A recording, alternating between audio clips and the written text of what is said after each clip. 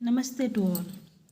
रात का भी 1 बज रहा है और यहाँ पर कुछ क्वेश्चन मैं लेकर आई हूँ। टाइम नहीं मिल पाता है, टाइम नहीं हो पाता है क्योंकि पूरे दिन एक वर्किंग लाइफ है, नहीं हो पाता है। फिर भी मुझे ये कोशिश रहती है मेरी कि मैं 2 ही क्वेश्चन आपको बताऊँ, लेकिन वो आपके लिए यूज़फुल हो, बेनिफिट हो।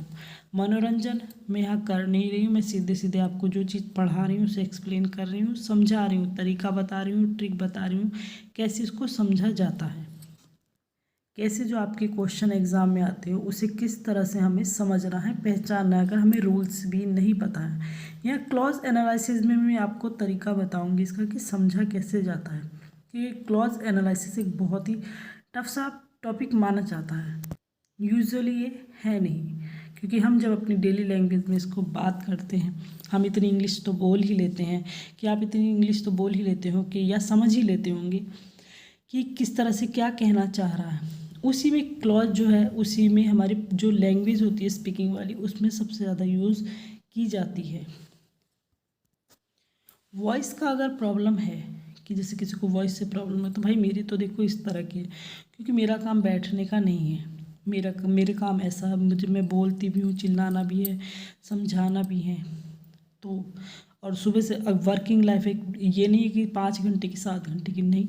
सुबह 8 बजे, अब तो सर्दियाँ चल रही हैं यूजुअली, नहीं तो 8 बजे से लेकर रात के 11 बजे तक non stop work work work.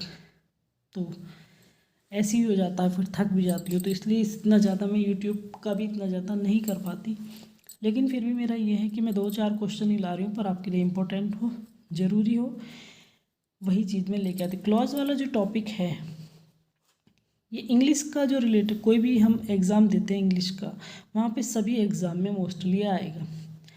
TET है, सुपर टेट है, सी टेट है, टीजीटी पीजीटी किसी भी स्टेट का हो, भी किसी भी तरह का हो, चाहे वो केबीएस हो, चाहे वो एनबीएस हो, DSSB बैंक के किसी भी जो कोई भी एग्ज़ाम होता है मोस्टली सब में, भले ही इसे सिलेबस में ना दे, लेकिन ये टॉपिक होता है हमारे, कहीं ना कहीं हिंदी बना के पूछ लिया, किसी भी तरह से पूछ लिया जाता है। क्लॉज भले ही ना हो, लेकिन ये सेंटेंसेज होते हैं, टेंसेज होते हैं, उसी में से आपका क्वेश्चन यहाँ पर बनता है। और बेसिकली स्पीकिंग के लिए तो ये ज़रूरी है ही, बहुत ही इंपॉर्टेंट चीज़ ये है। यहाँ इस वीडियो में जो मैं कुछ क्वेश्चन बताऊँगी आपको, केवीएस से रिलेटेड क्वेश्चंस हैं। यहाँ पर किस तरह से आपको क्लॉजेस पहचाननी है, क्या थोड़ा थोड़ा इन क्वेश्चन को एक्सप्लेन करते चलेंगे, समझेंगे। अब यहाँ पर केबीएस पीजीट, मेरे केवीसी ज़्यादा निकलता है क्योंकि हमारी इस केवीसी नाम से ब्रांच भी है, तो केबीसी ही निकलता है मेनली हमें, बाकी कौन पढ़ेगा, करोड़पति अलग है। केवीएस पीजीटी 2017 का question, in which of the following sentence identify the underline clause, हमें जो है पहचाननी है। क्वेश्चन क्या है, the teacher told the student that there result was quite good. अब हम क्लॉजेज अगर ढूंढ रहे हैं, सर्च कर रहे हैं, हमें नहीं मिल रही, बुक्स मैंने आपको ग्रामर की बताई है, वहाँ पर आपको ये सब मिल जाएंगी, इजीली मिल जाएंगी। तो एक कॉम्प्लेक्स सेंटेंस में आती है क्लॉजेज, जो मुख्यतः आती हैं कॉम्प्लेक्स सेंटेंस, सब सुनते हैं, ग्रामर पढ़ी हुई सब ने, कॉम्प्लेक्स सेंटेंस में आती हैं, जहाँ पर एक प्रिंसिपल क्लास यानी एक मुख्य क्लास होती है और एक सबॉर्डिनेट क्लास होती है, यानी कि सहायक उसकी जो क्रिया होगी, क्लॉज होगी। इसी में जो कॉम्प्लेक्स में आते हैं मुख्यतः जो नाउन क्लास आएगी आपकी, एडवर्ब क्लास आएगी और एडजेक्टिव क्लास आपकी इसी में मुख्यतः आती है। अब यहाँ पर जो सेंटेंस है, the teacher told the student that there result was quite good. अब इसको अगर मैं जैसे हिंदी में कहूँ तो ज़्यादातर इन वर्ड्स में की आता है। जैसे ये क्या है, द टीचर टोल्ड, टीचर ने स्टूडेंट से कहा दैट कि there result was quite good, उनका रिजल्ट अच्छा है।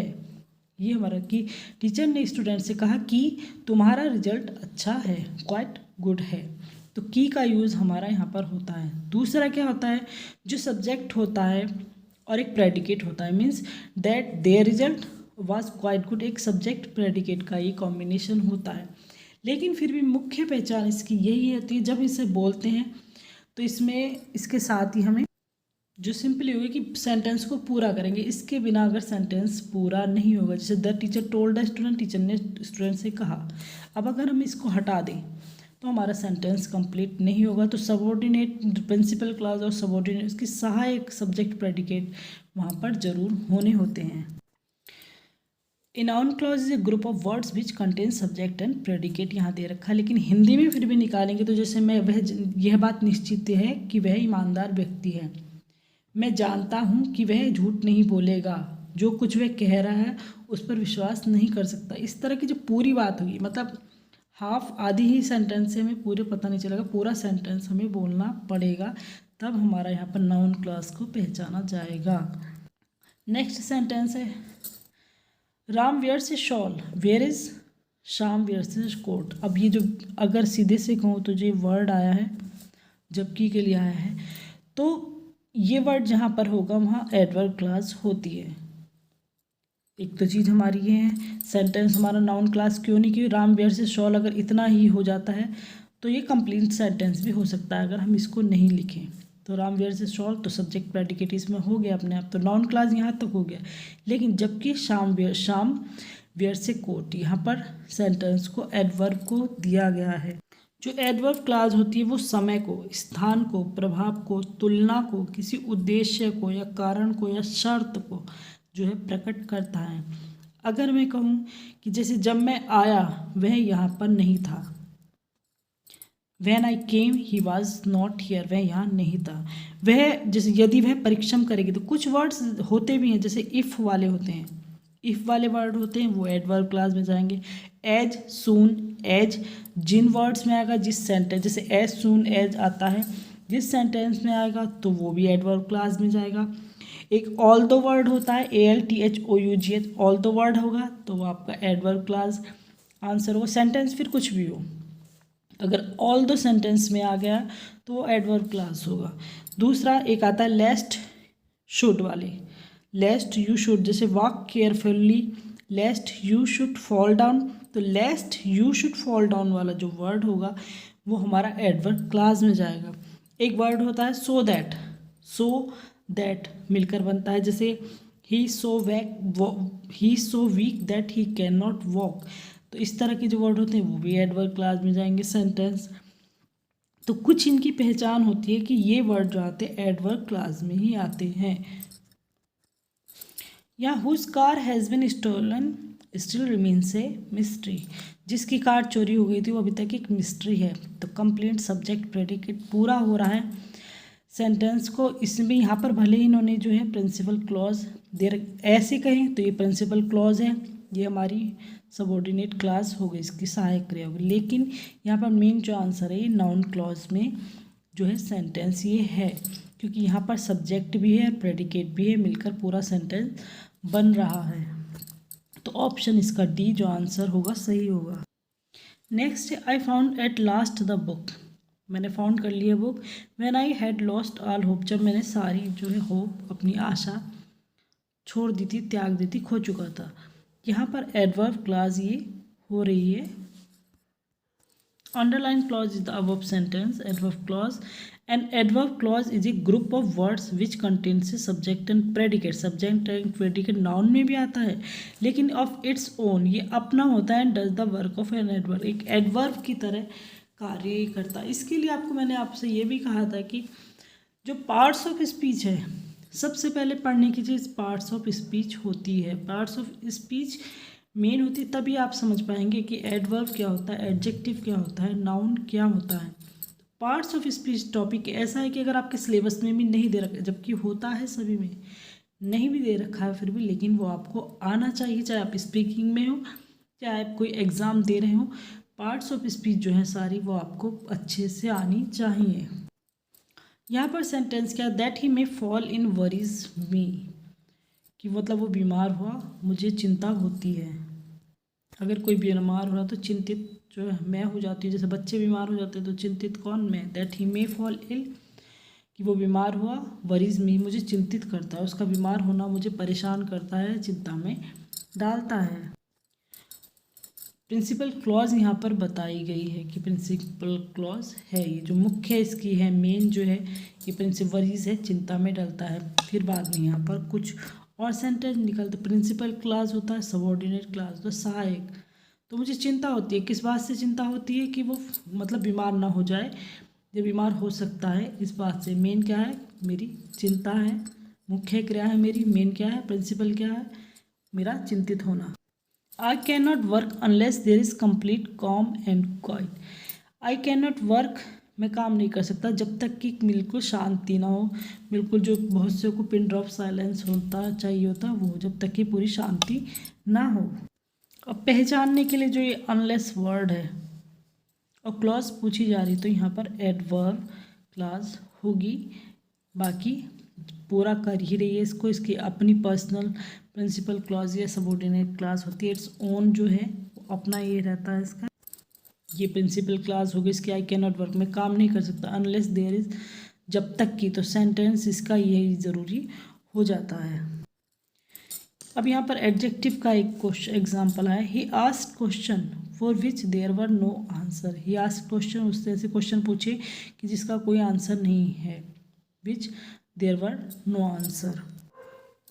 अब इतनी रात में मैं जागती हूँ, यहाँ कुत्ते जागते हैं बाकी कोई नहीं जागता। ही आस्क्ड क्वेश्चन। अब यहाँ पर जो जो होता है, एडजेक्टिव क्लास होती है, वो संबंध बताता है। जो पहला होगा हमारी इस क्लास से इस क्लास का संबंध बताए कि उसने क्वेश्चन पूछे कि भी देयर वर नो आंसर, जिनका कोई आंसर नहीं था, तो इनका रिलेशन होता है। रिलेटिव क्लॉज ये होती है। एडजेक्टिव इनका विशेषण होता है, विशेषता की क्वेश्चन ऐसे पूछे जिनका कोई आंसर नहीं है। तो यहाँ पर विशेषता इसमें एडजेक्टिव जो है, एडजेक्टिव विशेषण बताया जाता है, या रिलेशन या रिलेटिव ये आपसे होती है, आपस में जुड़ी हुई होती हैं। एडजेक्टिव क्लॉज वो होती है। जैसे मैं एग्जाम कहूँ कि वह आदमी है जो यहाँ, मतलब वह आदमी जो यहाँ आया था मेरा रिलेटिव है, तो समझ गए कि वो आदमी जो था वो मेरे रिलेशन में था, रिलेटिव क्लॉज है। जो आदमी आया उसकी क्या एडजेक्टिव है, क्या विशेषण है? कि वो मेरा रिश्तेदार है, तो इसका विशेषण निकलेगा। जैसे मैंने एक मकान बेचा, मैंने मकान बनवाया था, किराए पर उठा दिया मैंने उसको, तो मकान की विशेषता क्या है इस टाइम? कि मैंने उसे किराए पर उठा दिया। अब यहाँ पर इन्होंने पार्ट्स ऑफ स्पीच में से पूछा है। नाउन के हैं ये सारे, नाउन है मेनली। द कमेटी पूछ ली, मीट्स हर every Sunday. The underline words क्या है? तो कमेटी कलेक्टिव नाउन होता है, क्योंकि कमेटी जो होती है कलेक्टिव नाउन है, एक इंसान से मिलकर नहीं बनती। कमेटी है, ग्रुप है, क्लास है, बैच है, ये क्या होते हैं? कलेक्टिव नाउन होते हैं, समूहवाचक होते हैं। ये अकेले नहीं बनते, ये पूरे उससे मिलकर बनते हैं, कई सारे लोगों से मिलकर बनते हैं। जैसे ज़्यादातर पुलिस आता है, पुलिस के साथ क्या लगा देते हैं? सब आर दे दिया जाता है, जबकि पुलिस के साथ सिर्फ इज लगता है, क्योंकि पुलिस क्या है? कलेक्टिव नाउन है। ये group of people, sorry, police जो है कलेक्टिव नाउन होता है। तो यहाँ पर जो प्लूरल इसका जो है हेल्पिंग वर्ब यूज़ होती है, क्योंकि सिंगुलर नहीं होता, क्योंकि पुलिस जो बनती है वो किसी एक इंसान से मिलकर नहीं बनती। इस कांस्टेबल, इंस्पेक्टर सबसे मिलकर बनता है पूरा पुलिस डिपार्टमेंट। अगर कहें तो पूरा पुलिस जो है डिपार्टमेंट, सिर्फ एक नहीं होता। और बहुत ज़्यादा ये क्वेश्चन जो आता है कि पुलिस के साथ जो है हेल्पिंग वर्ब क्या लगेगी, तो प्लूरल ही लगती है। मतलब हैज़ हैव में से हैव लगती है, इज़ आर में से आर लगती है, तो प्लूरल आपको लगाना होता है कलेक्टिव नाउन जहाँ पर होता है। पर ये भी चीज़ है कि जो जो कलेक्टिव नाउन होते हैं इनके रूल्स सबके अलग अलग हैं। ये नहीं है कि कमेटी के साथ तो यहाँ पर मीट्स आ गया तो यहाँ तो ये प्रेजेंट इंडेफिनिट का बन गया है कि तो सिंगुलर हो गई। तो जो है इसीलिए मैं कह रही पार्ट्स ऑफ स्पीच आपके लिए बहुत ही ज़रूरी है। क्लॉज में ये क्वेश्चन झारखंड टीजीटी का ये आया हुआ है, जबकि ऊपर लिखा है क्लॉज एनालिसिस, और यहाँ पर दे दिया आपको नाउन, क्योंकि नाउन क्लॉज से मिलकर बन रहा है। नाउन का एक कलेक्टिव नाउन इसी का प्रकार है। तो पार्ट्स ऑफ जब नाउन पढ़ते हैं तो बहुत सारी चीज़ें जो है नाउन्स ऐसे हैं कि कुछ तो देखने में प्लूरल लगेंगे लेकिन हेल्पिंग वर्ब सिंगुलर लगती है, कुछ देखने में सिंगुलर लगते हैं लेकिन हेल्पिंग वर्ब प्लूरल लगती है। तो वो चीज़ को आप ज़रूर पढ़िएगा। फिर भी यहाँ तक आपके फिर भी इससे रिलेटेड कोई डाउट हो तो आप कमेंट करके